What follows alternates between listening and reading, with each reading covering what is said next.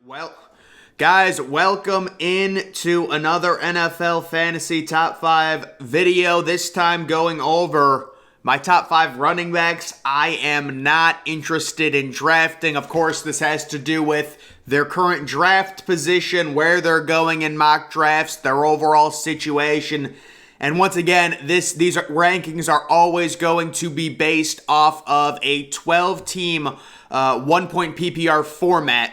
That is how I'm ranking it. That's where these guys are going overall in terms of if I say a player goes in round 5, I mean he goes in round 5 of like a 12-team league. I think 12-team one-point PPR leagues are the most standard leagues in fantasy. And these are just 5 running backs I would really recommend staying away from based off of their draft position, based off of their current situation. So guys, let's get right into it. Coming in at number 5, it is going to be ALVIN KAMARA. And obviously he's got the suspension. We don't know how long that's going to be. I've heard 2 games. I've heard 4 games.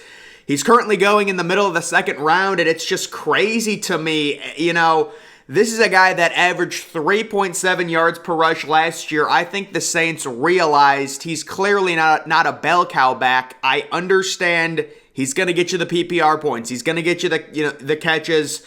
But overall, guys, with the Saints, it's an offense that's improving. It's an offense that's going to have more mouths to feed. I think Kamara's target share goes down with Michael Thomas possibly coming back, the first-round pick Chris Olave, and also Kamara. You don't want to predict injuries, but this is a guy that's gotten a lot of run the past, 4 or 5 seasons at this point. So he's gotten a lot of touches. And normally with these running backs, when we see them get extended heavy workload, they break down. We saw it last year with Derrick Henry. We saw it, after David Johnson's 2016 season where he got all those touches. They tend to break down. So second round value, I see people draft him in front of Cam Akers. It's crazy. There's no way. I'd take Cam Akers every single day in terms of 2022 overall value over ALVIN KAMARA. So he comes in at number 5 on my running backs I would never draft. Now, obviously, there are situations like if he falls to the 4th round, I'll draft him,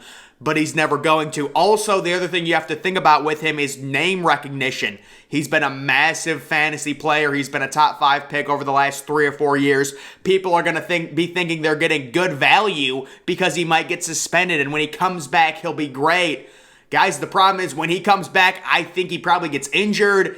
I think the Saints realize he's not a bell cow back. His target share is going to go down overall. There's a lot of tread on his tires. I'll stay away from him for that second round value personally. So he comes in at number 5 on my list. Number 4, it's going to be Aaron Jones, the Green Bay Packers running back. He's going late second, early third round of the initial 2022 mock drafts in the ESPN leagues. So Aaron Jones, I'm just not drafting a potential committee running back in the second or third round. I know technically it's not a committee with A.J. Dillon there. A.J. Dillon is the number 2 running back, but he does get a significant run.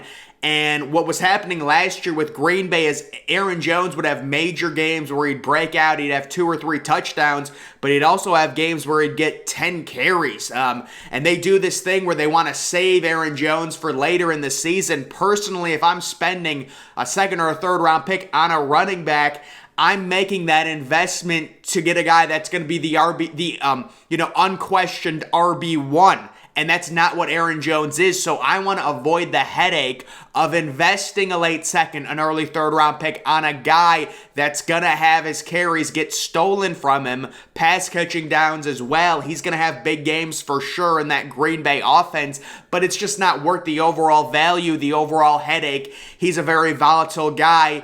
He'll put up 30 points one week, and the next 2 weeks he'll combine for 14 carries, right? That's kind of what's been happening with Aaron Jones. So he comes in at number 4 on my list of running backs I wouldn't draft. Of course, if he's there in round 6, I'll take him. He's just not going to be there. So I'm just not drafting him. I don't like the value in round 2 or in round 3. Unless there's like a specific case where I'm playing in a bigger league or, maybe there's no one else available in round 3. But overall, guys, I'm not looking to invest into Aaron Jones in 2022. Personally, moving on, number 3 position, I've talked about him before. It is going to be Ezekiel Elliott, who currently is going in the middle of the 4th round. Guys, and I think most people know this, but there's a lot of noobs that are going to draft Zeke thinking they got good value. Stay away. If there's one guy to own in Dallas in that backfield, it's Tony Pollard. I think Tony Pollard's going to take over the starting job by week 7 or week 8. And the starting job doesn't even matter. I just think Tony Pollard's going to be getting 75 to 80% of the overall touches in that backfield by later on in the season. This is Zeke's last year with the Cowboys, very likely. With that contract, they're going to be able to get rid of that. They're going to be able to cut him. So I think the Cowboys, they're going to want to win any way possible. There's not going to be a level where they have to appease Zeke because they still have him for multiple more years. And Zeke, I mean, again, it's the Todd Gurley situation. It's the Le'Veon Bell situation. Zeke is 26 years old, and he's been washed for 2 years. I can't explain it. It's this weird thing that goes on with some of these running backs. He got a lot of carries at Ohio State, I guess.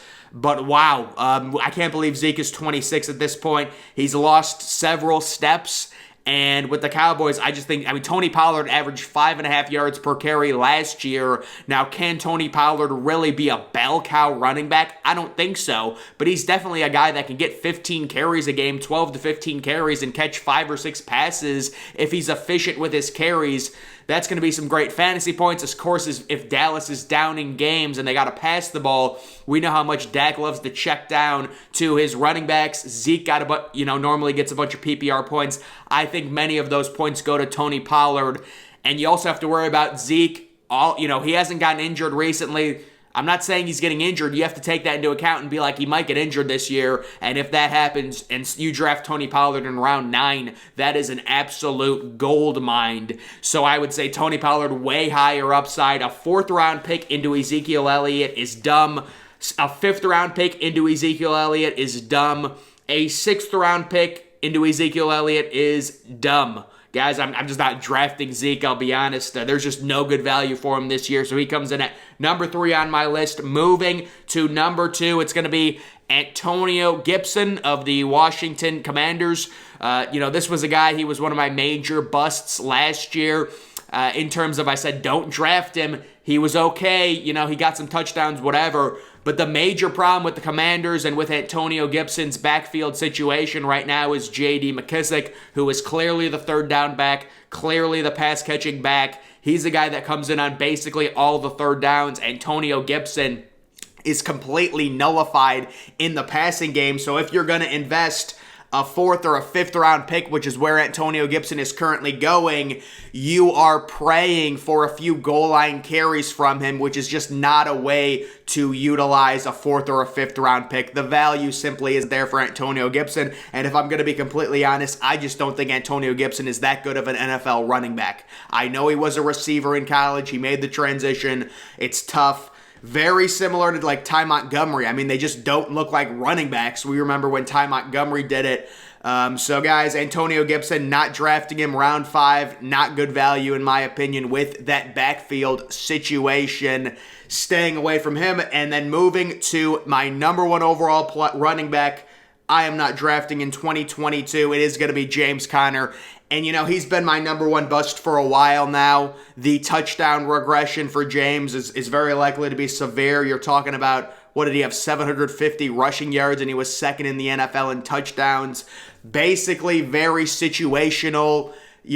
Arizona got down to the goal line a bunch. He pounded it in. I think Kyler Murray might steal a few rushing touchdowns this year from him, but he's just not going to put up the overall consistent volume in terms of catching passes for PPR points, in terms of getting all those goal line carries that he got. He's not an explosive running back. He's not going to put up 120, 130 yards consistently to explain and to value drafting him in the 2nd round or 3rd round. He's kind of going late 2nd, early 3rd, it looks like, in many of these early mocks. But James Conner, personally, guys, he's been my number 1 bust for a while, and I highly recommend the touchdown regression is coming not to draft Conner. He will be their RB1, but again, it's a situation where he's not going to be getting 25 carries a game. He's just not that type of running back, and he's being drafted as high as he is mainly due to those touchdowns that he got, which I see very little chance of him coming close to replicating. So guys, little fluky season he had last year. He comes in at number 1 on my list, but just to recap, number 5, ALVIN KAMARA.